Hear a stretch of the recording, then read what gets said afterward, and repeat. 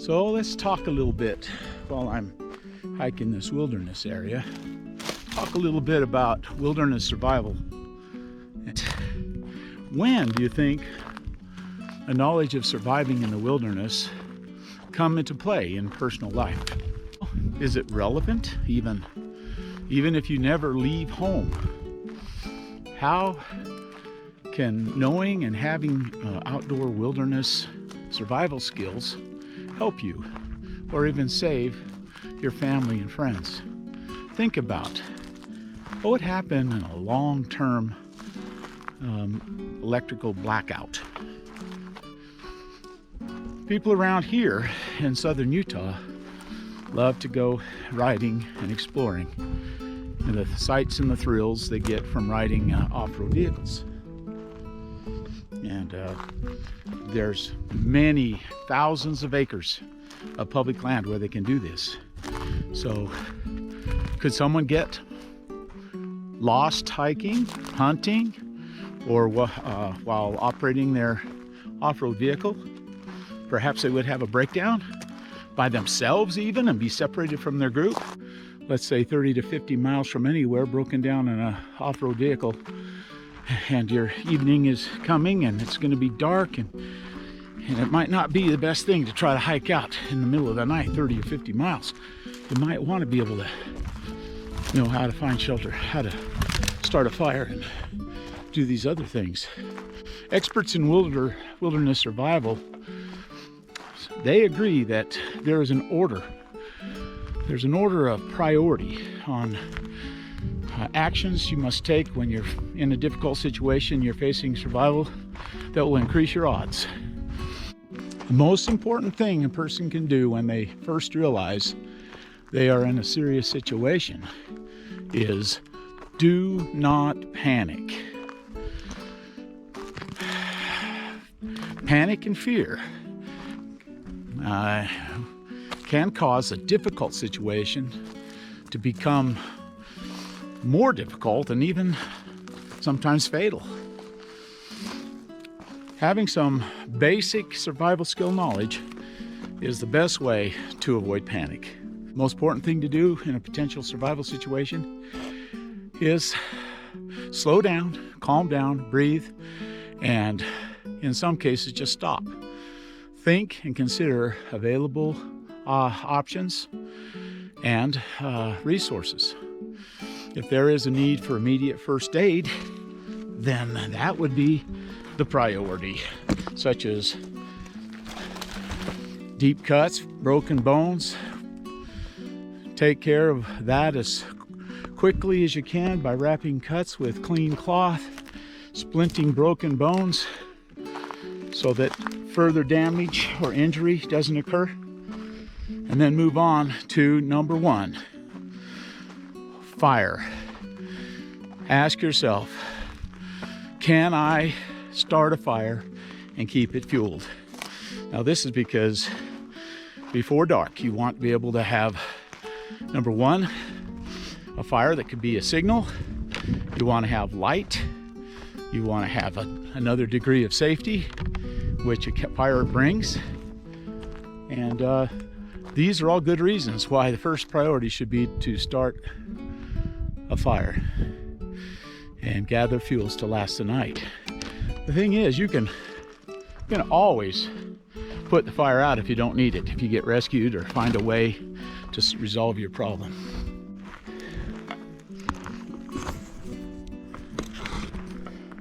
Well, so I'm lost. So walking around here, and we'll just say I'm lost. What am I gonna do? Let's pretend like it's near sunset or it's evening and no one knows where I've been. I didn't leave a note on my car. I didn't tell my wife I was gonna go do this.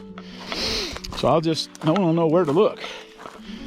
And if it's approaching dark, I will want to now start looking for a place of protection where I could build the fire. When you build your fire, which will, as we discussed before, will also be a signal for rescuers, is if you come to a road, stay close to the road and make your fire and shelter as close to that road as possible. You don't want to be way off somewhere where no one could find you. If you get lucky and find a path or a road, some kind of fire break or anything, stay closer to that where people can actually, where rescuers can look to find you.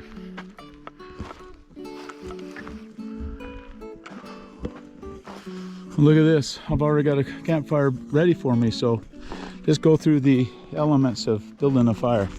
Really thick tree, you'll find right deep inside, you'll find the driest tinder.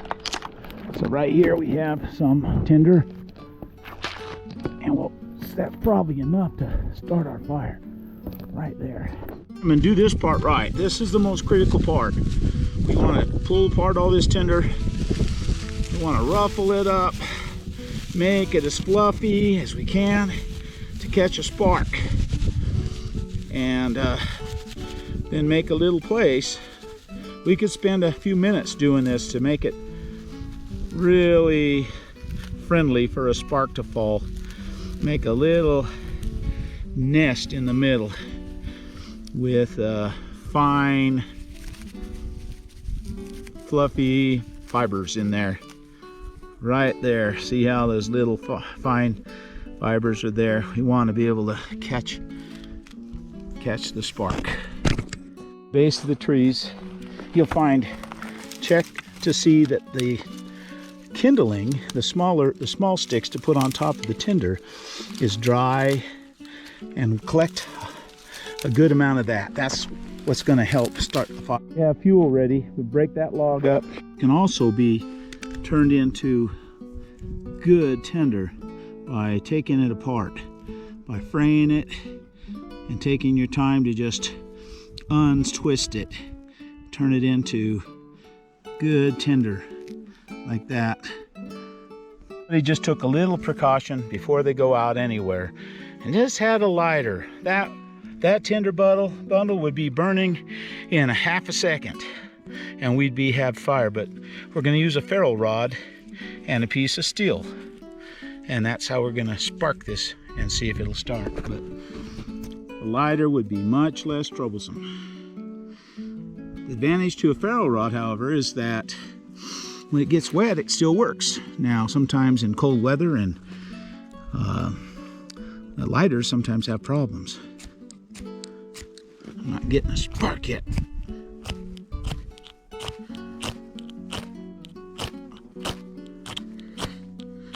It's trying to go.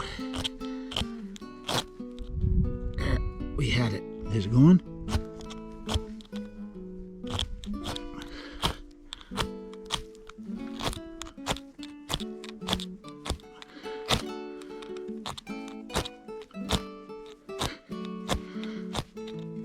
So if it doesn't work, we need to go ahead and fluff our tinder some more.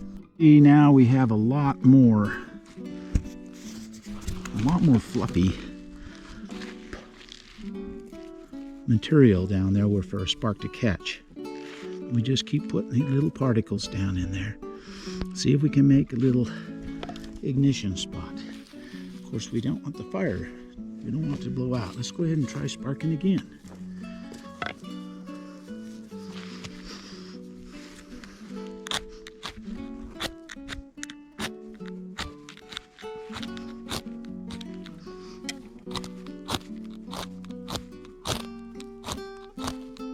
Now we've got a fire started. I want to nurture it. Now we want to put our our kindling on top. See if our kindling will catch. And it looks like it's starting to catch. Just add some more small sticks.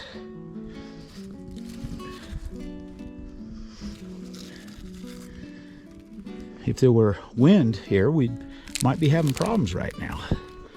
So let's just go over and let's get some bigger sticks, bigger kindling. Just kind of put it on there. Now the bigger kindling will even create more heat so that we can put even bigger kindling.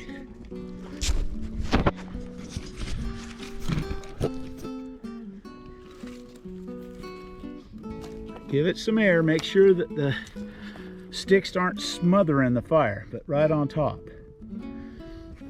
And then once the fire looks good enough, we can bring over some fuel. This is the kind of stuff that's gonna keep your fire going all night. We have some more. We could break that up, and we're ready.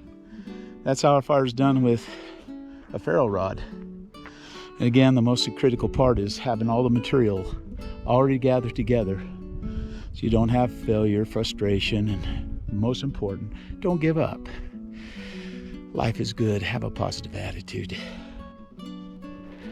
After the fire is well established, it'd be then to go on to the next phase.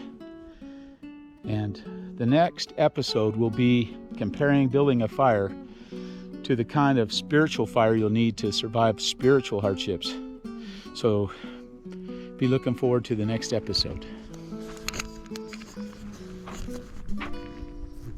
Do you see that? Coyotes coming. I think there's a pack coming in. Better scare them away.